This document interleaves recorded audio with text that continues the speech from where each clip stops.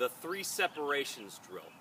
This drill is specifically to help kids understand how to properly create that rubber band theory we were talking about in the ABCs and be able to create that tension in the upper half and that scap load and that backside load to be able to initiate that stretch reflex and drive through the baseball. So, a lot of kids don't understand where their barrel is when they're loading.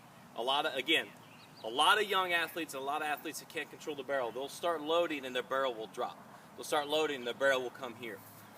Once we get to our launch position in our swing, after we finish our separation with the rubber band theory, we want that bat angle at a 45-degree angle.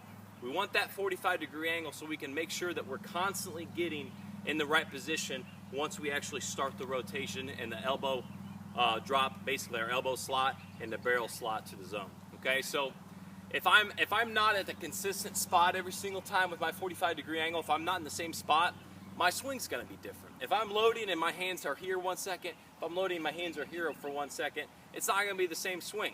If I have a different launch position, I'm going to have a different swing.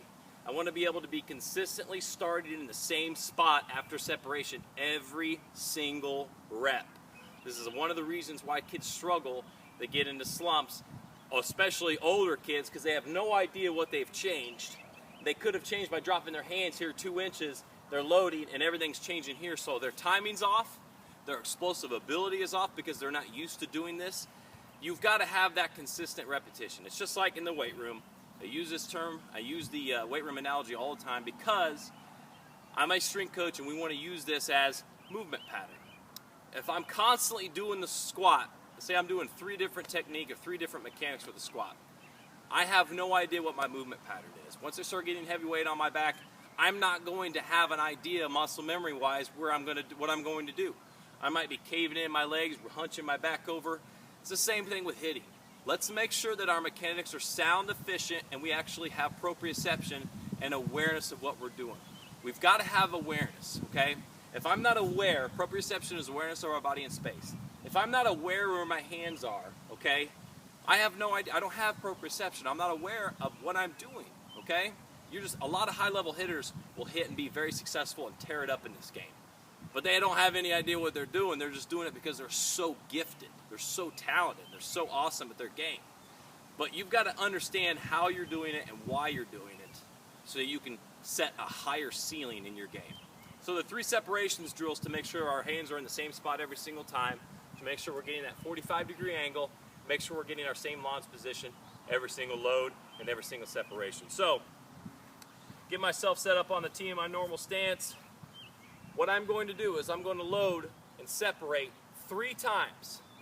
And on the 4th time, I'm going to actually swing and drive through the baseball. You can do this 2 ways. You can just do this loading on your own, 1, 2, 3, or you can do it while watching your hands. So you can actually see where your hands are going. So let's just go ahead and get our load position. All we're going to do is separate 4 times in a row. So I'm going to show you both ways. All right, I'm not going to look this first time. I'm going to go ahead and load, launch, separate 2, separate 3 on the 4th one. I'm going to actually get my swing down. So now let's watch it so we can see where our hands are moving here now. 3 separations, swing. So here I am. 1, 2, 3, good, 4. Boom.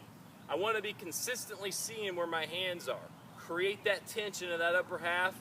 Rubber band theory with the stride foot. Understand that not every kid's going to be able to efficiently do this. They'll do 3 different reps.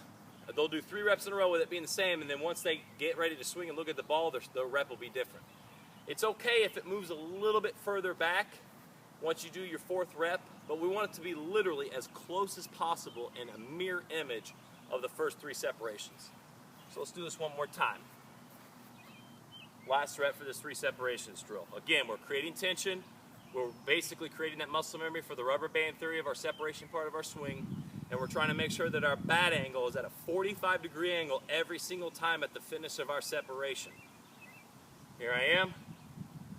1, 2, 3, one more, 4. That is the 3 separations drill.